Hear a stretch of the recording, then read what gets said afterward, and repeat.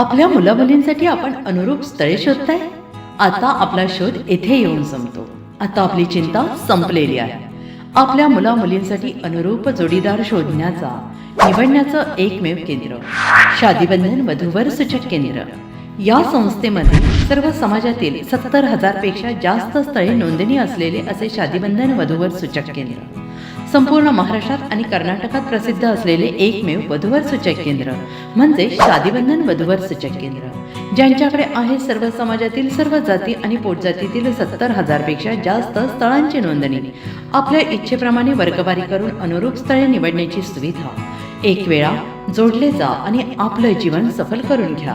हजारोंनी याचा लाभ घेतला आहे. आपणही आपल्या मुलामुलींसाठी, विधूर, विधवा, वयस्करांसाठी योग्य स्थळांची निवड करा. एक सुवर्ण संधी घेऊन येत शादीबंधन. आजच संपर्क करा.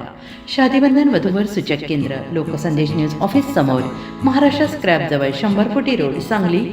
पिनकोड 416416. Customer care number 9922864545. आमच्या वेबसाईटवर स्थळे पहा. आमची वेबसाईट आहे www.shadibandhan.in.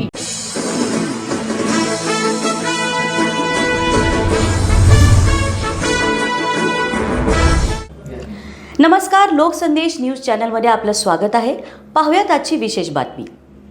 कोयना धरण ते हरिपूर सांगली हद्दीपर्यंत 4 ते 7 जूनपर्यंत पाणी उपसा बंदी.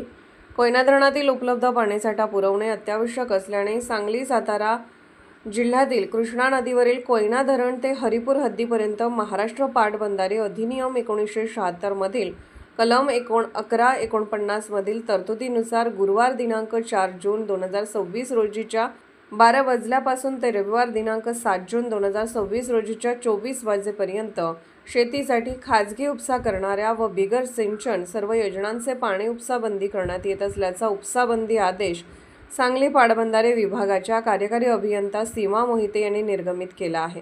या कालावधीमध्ये पिण्याचे पाणी पुरवठा करणाऱ्या योजनांव्यतिरिक्त इतर कारणांसाठी कृष्णा नदीतून पाणी उपसा केल्यास सदर उपसा अनधिकृत समजून संबंधितांचा पाणी परवाना व विद्युत पुरवठा 1 वर्षाच्या कालावधीकरिता रद्दबातल करण्यात येऊन उपसा संच सामग्री जप्त करून पुढील कारवाई करण्यात येणार आहे. तसेच धरणातील मर्यादित पाणीसाठ्याचा विचार करून बिगर सिंचन पाणी वापरकर्त्यांनी सांडपाणी औद्योगिक वापरातील पाणी थेट नदीत सोडून पाणीसाठा प्रदूषित करू नये. प्रदूषित पाणी वाहून जाण्यासाठी अतिरिक्त पाणीसाठा उपलब्ध नसल्याने सर्व संबंधितांनी याची दक्षता घेऊन पाणीनाश टाळण्यास सहकार्य करावे आदेशात म्हटले आहे.